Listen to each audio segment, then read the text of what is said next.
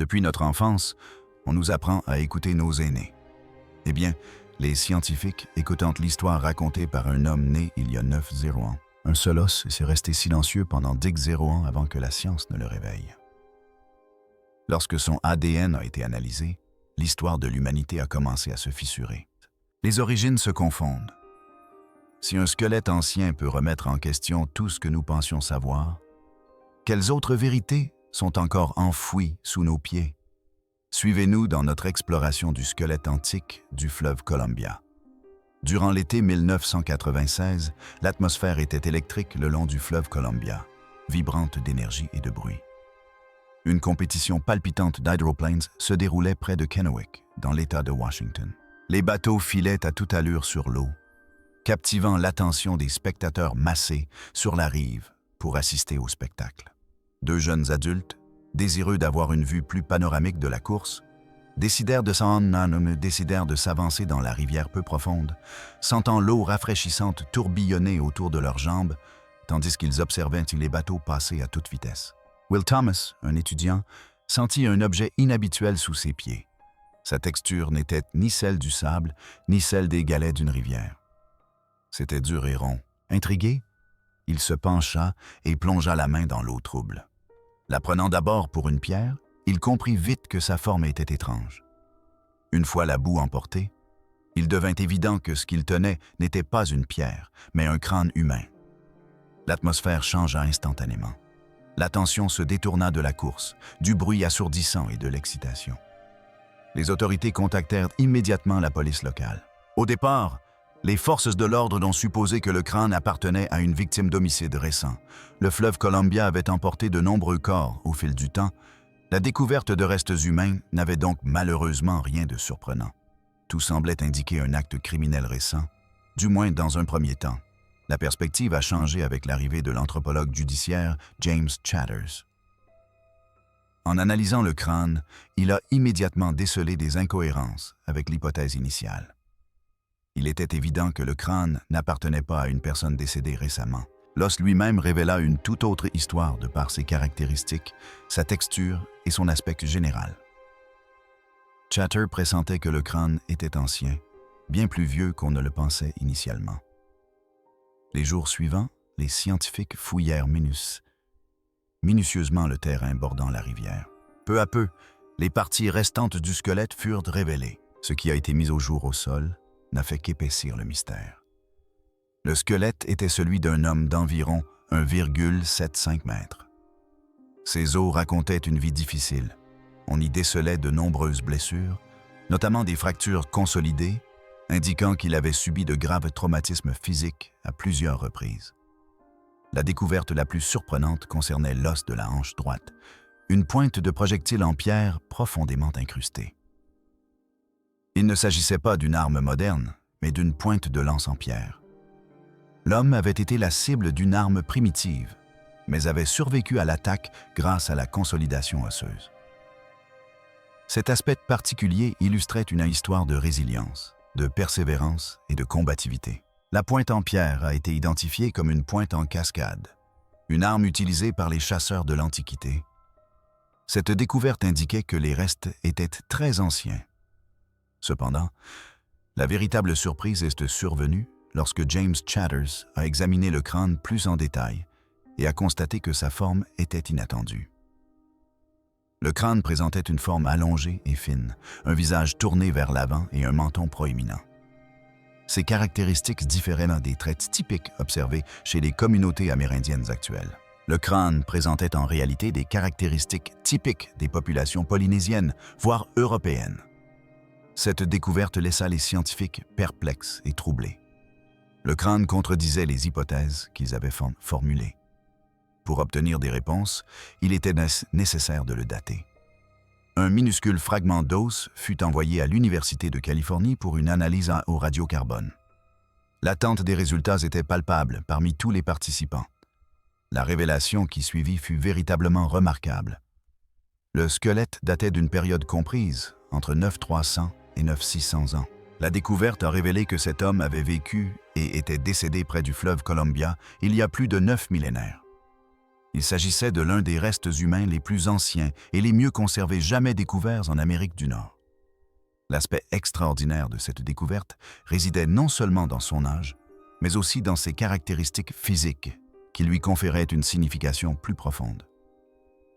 Selon les idées reçues, les individus qui vivaient autrefois dans cette région devaient être présentés des caractéristiques similaires à celles des communautés amérindiennes actuelles. Cependant, le crâne découvert contredisait ces hypothèses et remettait en question les croyances établies concernant les premiers habitants du continent. La mise au jour de ces restes dépassait le simple cadre de la découverte d'un squelette. Elle explorait les thèmes de l'identité personnelle, de la signification historique et de l'essence intemporelle de l'humanité. L'existence de cet homme, marqué par les épreuves et la persévérance, reflétait une force intérieure et une capacité d'adaptation remarquable. Bien que son crâne soit resté muet, il exerçait une présence fascinante qui a suscité de profondes interrogations. Qui était cet homme? D'où venait son peuple? Comment sont-ils arrivés sur ces terres il y a si longtemps? Approfondissons le sujet. La controverse autour de cet ancien vestige. Au départ, beaucoup considéraient cette découverte comme purement scientifique, y voyant un énième reste squelettique ancien susceptible d'éclairer des pans entiers du vaste de l'histoire. Or, leur hypothèse s'est avérée erronée. Cette découverte a rapidement pris une ampleur considérable. Elle s'est transformée en un conflit juridique et politique complexe, touchant au cœur même de l'identité amérindienne aux États-Unis. Peu après la datation du squelette, un changement significatif s'est produit. 5 tribus amérindiennes distinctes se sont unies dans un effort collectif. Ces groupes tribaux comprenaient les Umatilla, les Yakama, les Nez-Perce, les Wanapum et les Quills. Ensemble, ils ont déposé une demande conjointe en vertu de la loi sur la protection et le rapatriement des sépultures amérindiennes. Cette loi a été promulguée dans le but de préserver les lieux de sépulture amérindiens et d'assurer le retour des restes ancestraux à leurs communautés respectives. Les tribus ont demandé d'urgence le rapatriement rapide des restes anciens. Elles désignaient la personne comme l'ancien. D'après leurs récits oraux, leur communauté réside dans le bassin de Columbia depuis des temps immémoriaux. Ils considéraient ces ossements non comme une énigme ou un spécimen d'étude, mais comme ceux d'un ancêtre. À leurs yeux, ils faisaient partie intégrante de leur terre et de leur lignée. Ils insistaient pour que sa sépulture soit rendue avec honneur, respect et déférence. Le terrain où le squelette a été découvert appartenait au corps des ingénieurs de l'armée américaine. Suite à la revendication de la tribu, les ingénieurs se sont rangés du côté de celle-ci et ont immédiatement suspendu toutes les investigations scientifiques en cours. Toutes les activités de tests et d'examen furent interrompues et l'attention se porta sur la préparation des restes en vue de leur inhumation. L'histoire ne s'arrêta pas là. Une équipe de 8 anthropologues de renom se présenta. Il s'agissait de chercheurs très respectés, parmi les plus compétents dans le domaine de l'anthropologie américaine. Ils ont intenté une action en justice devant un tribunal fédéral pour tenter d'empêcher la restitution du squelette. Leur raisonnement, simple mais convaincant, met en doute la possibilité d'établir un lien entre cet individu et les tribus actuelles sans examen scientifique. Ils ont souligné plusieurs points cruciaux. La structure osseuse ne correspondait pas à celle des groupes amérindiens contemporains. Les fossiles étaient exceptionnellement anciens. Et surtout, ils ont insisté sur l'absence d'analyse ADN. Ils soutenaient que, sans cette preuve, il était impossible de vérifier une quelconque filiation génétique directe. Les scientifiques étaient motivés par une quête de vérité et de compréhension, et non par un désir de manquer de respect. Ils craignaient qu'en enterrant les restes sans examen, on ne découvre des informations précieuses sur l'identité des premiers habitants des Amériques. Leur objectif était de révéler la véritable identité de cet homme et d'approfondir leurs connaissances grâce à l'étude de ses ossements et de son ADN. La situation a rapidement suscité une vive émotion dans tout le pays. La bataille juridique s'est prolongée pendant près de 10 ans. Durant toute cette période, la dépouille a été conservée dans une zone sécurisée d'un musée. Il a acquis une renommée internationale sous le nom de « Homme de Kennewick ». Les chercheurs n'étaient pas autorisés à le manipuler. Aucun examen supplémentaire n'était permis. Les tribus autochtones ont accompli des rituels et ont persisté dans leur demande de rapatriement. La presse a suivi de près chaque événement. La situation a dégénéré en une vive polémique. Les scientifiques plaidaient pour le progrès des connaissances et l'exploration, tandis que les tribus amérindiennes réclamaient la reconnaissance de leur patrimoine, de leurs coutumes et de leurs droits sacrés. L'enjeu dépassait largement le simple cadre de restes humains. Le conflit a opposé science, foi, patrimoine et équité. En 2004, après une longue procédure, le tribunal a rendu sa décision. Le juge a donné raison aux scientifiques, déclarant qu'aucun lien culturel définitif entre le squelette et les tribus actuelles n'avait été établi par l'enquête scientifique. De ce fait, les restes n'ont pu être restitués à ce moment-là. Malgré cette décision, la recherche est restée un défi pour les scientifiques. Ils étaient soumis à une réglementation stricte, exigeant une autorisation pour chaque test et une justification pour chaque échantillon utilisé. Aucune marge de manœuvre n'était possible, car le squelette a été manipulé avec la plus grande précaution. L'analyse ADN, considérée comme cruciale, restait impossible en raison de la valeur inestimable des ossements et des risques potentiels qu'elle pouvait engendrer. Par conséquent, le mystère entourant l'histoire génétique de l'homme de Kennewick demeurait entier, enfoui dans ses restes millénaires. Le temps passa et le silence persista, sans qu'aucune solution définitive ne se profile à l'horizon. Pourtant, le monde était en perpétuelle évolution. Les progrès technologiques se sont poursuivis et, tandis que les restes demeuraient intacts, des approches novatrices ont vu le jour. La science est un domaine en perpétuel mouvement, même lorsque le passé semble figé, et par un heureux hasard, un événement s'est produit. Suivez-nous. Lorsque les ossements ont enfin parlé en 2015, la science a réalisé une avancée majeure grâce à la technologie ADN, devenue incroyablement précise et méticuleuse. Des chercheurs ont réussi à prélever du matériel génétique à partir de minuscules fragments d'os sans les endommager, ouvrant ainsi une ère nouvelle pour la science. Une équipe de chercheurs, dirigée par le généticien S.K. Willers de l'Université de Copenhague et en collaboration avec l'Université de Chicago, a sollicité l'autorisation de réexaminer ces vestiges antiques. Leur objectif était simple: mener une analyse génétique approfondie de l'homme de Kennewick. Après de longues délibérations et un examen minutieux, l'autorisation a finalement été accordée. Seul un petit fragment d'os de la main de l'homme de Kennewick a été mis à la disposition des scientifiques. Ce minuscule fragment revêtait une importance capitale. Avec une extrême prudence, l'équipe l'a manipulé avec une extrême délicatesse. Dans un environnement parfaitement aseptisé, ils ont fait preuve d'une méticulosité extrême, craignant de le briser au moindre contact. Le fragment d'os était vieux de plus de 9 millénaires, et la moindre erreur aurait pu entraîner des dommages irréversibles. Les chercheurs ont donc entrepris d'examiner deux variantes d'ADN. L'ADN mitochondrial, qui retrace l'ascendance par la lignée maternelle, et l'ADN nucléaire, qui contient l'intégralité du patrimoine génétique d'un individu. L'analyse conjointe de ces deux types d'ADN devrait permettre de résoudre des controverses et des débats de longue date. Le matériel génétique ancien est extrêmement fragile et peut facilement se dégrader avec le temps. L'ADN moderne peut facilement être perturbé ou contaminé.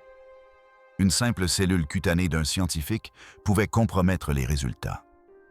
Il était donc essentiel de contrôler méticuleusement chaque geste, chaque respiration et chaque zone. Ce travail exigeait patience, concentration et respect. Une fois la séquence génétique assemblée, les scientifiques ont comparé les résultats avec les données ADN de diverses populations à travers le monde. Le résultat a stupéfié la communauté scientifique. La conclusion était définitive et incontestable. L'homme de Kennewick est d'origine amérindienne. L'ADN mitochondrial de cet homme ancien, découvert dans le bassin du fleuve Columbia, a été identifié comme appartenant à l'aplogroupe D4H3A, spécifique aux populations autochtones des Amériques. Il a été établi de manière concluante qu'il n'avait pas d'ascendance européenne ou polynésienne, mais qu'il était bien d'origine amérindienne. Cependant, l'histoire ne s'arrête pas là. Des recherches plus approfondies ont mené à une découverte surprenante. La lignée génétique de l'homme de Kennewick ne correspondait pas à celle des tribus modernes du Nord-Ouest Pacifique qui l'avaient initialement reconnu comme leurs descendants. Son AD indiquait plutôt des liens plus étroits avec les populations amérindiennes d'Amérique centrale et du Sud, ainsi qu'avec certaines tribus des hauts plateaux. Ces découvertes ont révélé un schéma déroutant et inattendu. Une analyse génétique approfondie a permis une découverte capitale. L'homme de Kennewick possédait des caractéristiques génétiques incroyablement anciennes. Son ascendance a divergé de celle des autres groupes amérindiens peu après l'arrivée des premiers humains sur le continent américain. Sa communauté appartenait au premier groupe d'immigrants à avoir foulé le sol américain. Cette découverte a complètement bouleversé les idées reçues. Pendant des années, la structure inhabituelle de son crâne a suscité l'incompréhension et les débats. Beaucoup pensaient qu'il appartenait à un groupe différent en raison de son crâne allongé et de son menton proéminent. Cependant, l'analyse ADN a révélé que ses traits physiques n'indiquaient pas une ascendance distincte, mais plutôt une longue histoire commune. Les premiers peuples autochtones d'Amérique avaient une apparence différente de celle des Amérindiens actuels. Leurs caractéristiques physiques se sont transformées au fil des millénaires. L'évolution de visages plus larges, de pommettes saillantes et d'autres traits distinctifs s'est faite progressivement par adaptation. L'homme de Kennewick et sa communauté étaient génétiquement d'origine amérindienne, mais présentaient des différences physiques marquées dues à leur appartenance à une ère plus ancienne du développement humain. Leur apparence rappelait celle des anciennes populations asiatiques ayant initialement migré vers les Amériques. Cela ne signifiait cependant pas qu'ils étaient des étrangers. Cela signifiait plutôt qu'ils en étaient les initiateurs. Nombreux étaient ceux qui croyaient, à tort, que la migration des Amérindiens s'était faite par un seul groupe traversant le pont de Bering Land. Or, cette nouvelle découverte révèle une histoire plus complexe et nuancée, remettant en cause l'explication simpliste précédemment admise. Il existe de nombreux cas de migration successive. Par vagues successives, les populations ont connu des fluctuations, diminuant puis augmentant à nouveau. De longues périodes d'isolement ont finalement cédé la place à des transformations. Les corps se sont adaptés, les traits du visage ont évolué et des civilisations se sont développées au fil des millénaires. Mais attendez la suite. Voici le plus surprenant, les personnes disparues cachées dans son ADN. Malgré la découverte des origines de l'homme de Kennewick grâce à l'analyse ADN, l'histoire ne s'est pas terminée. Un examen plus approfondi de son patrimoine génétique a mis au jour une révélation troublante qui avait d'abord échappé à la détection. Les chercheurs, soucieux de résoudre le mystère principal, ont failli négliger ce secret caché dans son code génétique. Une aberration. Des scientifiques ont découvert un élément distinctif dans l'ADN de l'homme de Kennewick, comparé à celui des groupes amérindiens actuels. Cet élément, subtil mais bien présent, révèle une empreinte génétique d'une population ancestrale aujourd'hui disparue. Cette signature suggère l'existence d'un groupe ayant prospéré dans l'Amérique ancienne, mais qui a depuis disparu sans laisser de descendance. Le génome humain constitue un vaste réservoir de mémoire ancestrale. Chaque groupe ayant contribué à la lignée d'un individu laisse une empreinte unique, comparable à une empreinte digitale héréditaire inscrite dans l'ADN. En déchiffrant ces schémas génétiques, les chercheurs peuvent retracer les origines des individus et analyser le métissage de populations diverses. Les communautés amérindiennes modernes possèdent des marqueurs génétiques qui remontent aux premières fois de la population d'Eurasie du Nord et d'Asie de l'Est. Ces groupes divers se sont entremêlés en Sibérie il y a des siècles avant de migrer vers l'Alaska et de finalement peupler les Amériques. Ce récit a fait l'objet de nombreuses recherches et est généralement reconnu par la communauté scientifique. Cependant, l'ADN de l'homme de Kennewick contenait un élément supplémentaire, un élément génétique inconnu, différent de celui de toutes les populations actuelles. Son ancienneté surpassait celle des autres, présentant une caractéristique unique et inhabituelle. Cette anomalie n'était pas attribuable à une intervention humaine moderne. Présentant de manière répétée et distincte dans certaines sections des chromosomes, sa composition révélait une lignée génétique évidente. Cet élément est resté constant, cohérent et incontestablement authentique. Les chercheurs ont attribué une appellation provisoire à cette lignée mystérieuse, la population I. La population I n'est actuellement associée à aucun groupe connu. Cependant, elle a manifestement joué un rôle dans la composition génétique de l'homme de Kennewick. Des analyses approfondies ont révélé que cette population non identifiée représentait environ 2 à 4% de son ascendance. Bien que ce pourcentage puisse paraître minime, il est significatif en génétique. Vient ensuite la partie la plus troublante. Le marqueur distinctif de la population I était particulièrement visible dans les génomes les plus anciens. À mesure que les chercheurs examinaient des populations amérindiennes plus récentes, cette indication s'estompait.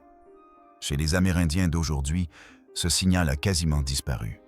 Cela suggère que la population I n'a pas persisté en tant que groupe distinct. Elle a connu un événement imprévu. Il est possible qu'elle ait complètement disparu. Il est également possible qu'elle se soit intégrée à d'autres communautés par le biais de mariages mixtes. Il est également possible qu'un événement plus extrême ait effacé leur présence des données génétiques. Le matériel génétique ne fournit pas de réponse simple. Cela indique seulement leur disparition. Une hypothèse particulièrement troublante a retenu l'attention. Elle suggère que la population I pourrait avoir été les premiers habitants de l'Amérique, arrivés sur le continent plusieurs millénaires avant les ancêtres des Amérindiens actuels. Ces premiers colons ont prospéré et étendu leur territoire bien avant que leur existence ne soit documentée dans l'histoire. Plus tard, une importante vague migratoire a traversé l'isthme il y a environ 1500 ans. Les nouveaux arrivants n'ont pas pénétré en territoire désert. D'après les analyses génétiques, ils sont entrés en contact avec la population I. Des interactions, des mélanges et une coexistence ont eu lieu entre les deux groupes, au moins temporairement, puis la population X a soudainement disparu. Leur ADN indique qu'ils n'ont pas persisté en tant que lignée distincte. À chaque génération, leur influence génétique a diminué. Certains facteurs ont conduit à leur exclusion de l'histoire des individus existants. Cette révélation a suscité une interrogation subtile mais troublante. Qu'est-il advenu d'eux? Se sont-ils peu à peu fondus dans la masse des nouveaux arrivants avant de disparaître complètement? Ont-ils été marginalisés et contraints de chercher refuge dans des lieux inhospitaliers? Ou ont-ils péri de maladies, de guerres ou d'adversité? Tentons de le découvrir. Un squelette, une nouvelle page d'histoire. La découverte de l'homme de Kennewick a contraint les chercheurs à se pencher sur des preuves négligées depuis des décennies. Le récit traditionnel des premiers peuplements humains en Amérique est resté longtemps simple et sans ambiguïté. Cette croyance était profondément ancrée, répétée et rarement remise en question. Selon cette tradition, les humains auraient migré de Sibérie par le pont terrestre porteur il y a environ 1500 ans. Ils suivaient des créatures massives, telles que des mammouths et des bisons à travers un passage dépourvu de glace. Par la suite, ils se dispersèrent rapidement sur le territoire, atteignant finalement le point le plus méridional de l'Amérique du Sud en seulement quelques milliers d'années. La théorie dite Clovis s'est d'abord imposé, tirant son nom d'outil de pierre unique, les pointes. Clovis, découverts en de nombreux endroits d'Amérique du Nord. On a longtemps pensé que ces outils témoignaient de la présence des premiers habitants des Amériques, créant ainsi un récit largement accepté et rassurant pour beaucoup. Puis, l'homme de Kennewick est apparu. Son âge avancé et ses caractéristiques uniques ont rendu difficile son intégration dans cette chronologie linéaire. Son âge à lui seul remettait en question les normes établies. Son apparence physique singulière a suscité des interrogations supplémentaires. De plus, il n'était pas le seul à contester le récit traditionnel. Au cours des 3 dernières décennies, les archéologues ont fait d'importantes découvertes en divers endroits des Amériques qui contredisent la théorie Clovis First. Monteverde, au Chili, est l'un des sites les plus connus, avec des preuves indiquant une présence humaine remontant à environ 500 ans. Cette découverte contredit directement l'idée que les humains seraient arrivés il y a seulement 1500 ans et auraient rapidement migré vers le sud. D'autres sites ont renforcé les doutes quant à cette hypothèse. La Floride, le Texas et l'Oregon témoignent tous d'une activité humaine plus ancienne. Certains indices suggèrent bien que des populations peuplaient les Amériques il y a environ 1600 ans, tandis que d'autres preuves évoquent une présence remontant jusqu'à 20 ans. Chaque nouvelle découverte repoussait encore plus loin les limites de la chronologie historique. Ce qui alimentait les inquiétudes concernant ces sites, ce n'était pas seulement leur ancienneté, mais aussi leur contenu. De nombreux sites anciens ne présentaient pas d'outils Clovis, mais plutôt divers types d'outils en pierre, des techniques de chasse variées et des modes de vie distincts. Ces populations semblent n'avoir pas partagé un mode de vie uniforme, ce qui suggère que plusieurs groupes aux cultures distinctes ont coexisté simultanément sur le continent américain. Certains groupes étaient très éloignés les uns des autres. Il est possible que plusieurs générations les aient séparés. Il ne s'agissait pas d'une migration simple suivie d'une culture unique. Au contraire, le processus semblait complexe, multiforme et profondément humain. Une autre théorie a commencé à émerger, donnant naissance à la théorie de la migration côtière. Des découvertes récentes indiquent que les premiers habitants de l'Amérique n'ont peut-être pas emprunté un passage glaciaire, comme on le pensait auparavant. On suppose aujourd'hui qu'ils ont longé la côte pacifique, utilisant peut-être des bateaux pour traverser de l'Asie à l'Alaska avant de poursuivre leur migration vers le sud, en direction de la Californie et au-delà. Cette hypothèse éclaire la colonisation rapide de l'Amérique du Sud et la multitude de sites archéologiques le long des anciennes côtes. Cependant, cette théorie comporte un aspect inattendu. La navigation maritime exige une grande expertise en matière de planification, de navigation et de connaissance de l'océan. Historiquement, l'idée que les hommes de l'Antiquité possédaient des compétences maritimes aussi avancées a suscité du scepticisme. La théorie des migrations côtières a incité les chercheurs à réévaluer les capacités des individus paléolithiques. L'homme de Kennewick s'intègre parfaitement à cette représentation actualisée et plus nuancée. Il a été découvert près du fleuve Columbia, voie navigable essentielle de la région. Les rivières constituent un moyen de subsistance vital, fournissant nourriture, transport et matériaux précieux. Il est probable que sa communauté dépendait fortement de la pêche plutôt que de la seule chasse terrestre. Ce mode de vie était parfaitement adapté à une culture établie près des côtes ou le long des cours d'eau. Son patrimoine génétique particulier renforçait cette hypothèse. Son ascendance semblait correspondre à un groupe primitif ayant migré d'une manière différente des populations plus récentes installées à l'intérieur des terres. Il est possible qu'ils aient voyagé le long de cours d'eau plutôt que sur des terrains glacés. Ils auraient pu se sédentariser plus tôt et adopter des modes de vie qui ont ensuite évolué ou disparu. L'homme de Kennewick n'a pas effacé le passé. Il l'a enrichi lorsque les ossements ont été réduits au silence. L'affaire de l'homme de Kennewick, initialement une question scientifique, s'est muée en une lutte de pouvoir qui a duré près de 20 ans.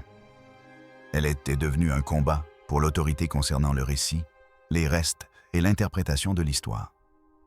D'une simple découverte archéologique à l'origine, elle s'est transformée en un conflit contemporain empreint de malaise et d'anxiété.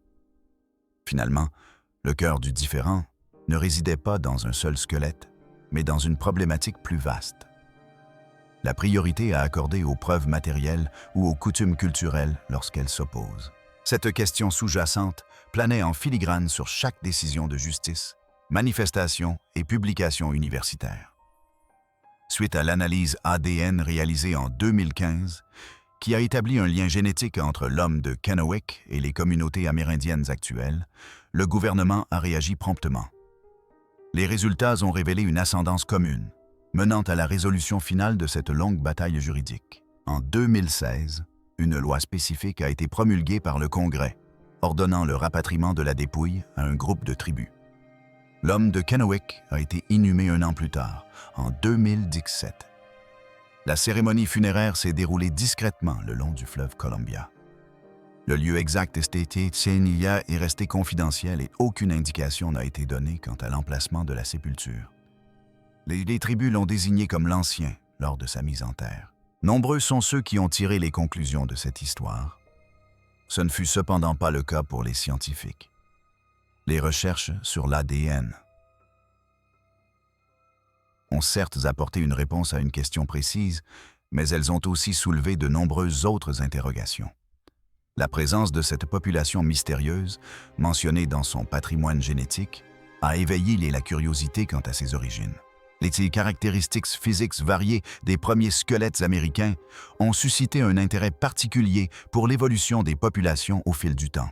On s'intéressait également à la question de savoir combien d'autres vestiges anciens étaient négligés pour diverses raisons, comme la crainte, les pressions ou des motivations politiques. Il existe une multitude de vérités dérangeantes que nous devons reconnaître. Dans différentes régions des Amériques, des restes humains anciens ont été exhumés, examinés brièvement, puis mis au rebut. L'homme des cavernes du Nevada est âgé de plus de 600 ans. En Californie, la femme d'Arlington Springs remonte à environ 1301. La femme Lucia, au Brésil, a vécu il y a environ 500 ans. Tous ces individus partagent un destin similaire. Ces personnes anciennes présentent une apparence unique par rapport aux groupes plus récents et possèdent un lien génétique avec les Amérindiens actuels, ainsi qu'un élément supplémentaire qui a disparu des populations actuelles. Ce trait est trop distinctif pour être ignoré. Les premiers habitants de l'Amérique ne formaient pas un groupe homogène, mais un ensemble diversifié de populations aux caractéristiques physiques et aux origines génétiques variées. Ils arrivèrent à différentes époques et adoptèrent des modes de vie différents. Certains s'installèrent définitivement, tandis que d'autres s'adaptèrent ou finirent par disparaître. Aborder la diversité des origines des premiers Américains est devenu de plus en plus complexe. Toute idée qui remet en cause le récit traditionnel est immédiatement critiquée et qualifiée de risquée, d'irrespectueuse, voire de nuisible. Même les questions émanant de la communauté scientifique sont accueillies avec suspicion et perçues comme des dangers potentiels. Le silence règne désormais. Il ne s'agissait pas d'une dissimulation préméditée. Ce n'était pas une réunion confidentielle et secrète. Il s'agissait plutôt d'un choix collectif visant à contourner certaines questions, à abandonner certaines pistes, à ignorer certains aspects de l'histoire par crainte de révélations troublantes. L'épopée de l'une des expéditions les plus remarquables de l'humanité demeure nimbée de mystères. L'ADN de l'homme de Kennewick n'a pas seulement modifié un pan de l'histoire. Il a révélé que le récit tout entier devait être repensé. L'idée que tous les Amérindiens descendent d'un groupe unique ayant migré lors d'une seule vague migratoire ne repose sur aucune preuve tangible. La réalité est bien plus complexe. Il y a eu une série de migrations de populations venues de divers horizons. Différents groupes, chacun avec ses propres outils et origines. Le destin de ces groupes a varié. Certaines populations ont prospéré et évolué pour donner naissance à des nations modernes. D'autres, en revanche, ont complètement disparu, ne laissant qu'une infime trace génétique. La population Iest est l'une de ces communautés oubliées. Sa culture a disparu, sa langue s'est éteinte, ses croyances se sont estompées. Leur identité nous est inconnue. Leur mode de vie et leur peur demeurent un mystère. Il ne reste qu'un faible murmure dans les restes squelettiques d'une personne disparue il y a près de 10 millénaires. Cette découverte inquiète profondément les chercheurs. Si une population peut disparaître complètement, ne laissant subsister que son ADN, on peut se demander ce qui a été oublié d'autres. Combien d'autres groupes ont migré vers les Amériques, y ont prospéré pendant des générations, puis ont disparu sans laisser de traces écrites? Les données génétiques indiquent que l'Amérique a connu au moins 3 vagues migratoires importantes, et peut-être même davantage. À chaque vague arrivait une nouvelle population porteuse de caractéristiques génétiques uniques. Lorsque ces nouveaux venus rencontraient les habitants déjà installés, leurs interactions étaient souvent marquées par des conflits plutôt que par l'harmonie. Les jours précédents avaient été rudes. Ce qui avait façonné ce monde était le fruit des épreuves, des migrations, du deuil et de la résilience. Tandis que certaines populations persévéraient, d'autres vacillaient. Ce récit n'apportera peut-être pas de réconfort, mais il n'en reste pas moins un récit d'humanité. Que pensez-vous de la population Ibas? N'hésitez pas à nous le dire dans les commentaires. Si cette vidéo vous a plu, aimez-la, partagez-la et abonnez-vous à la chaîne pour découvrir d'autres vidéos de ce genre. Avant de partir, regardez les autres vidéos sur votre appareil.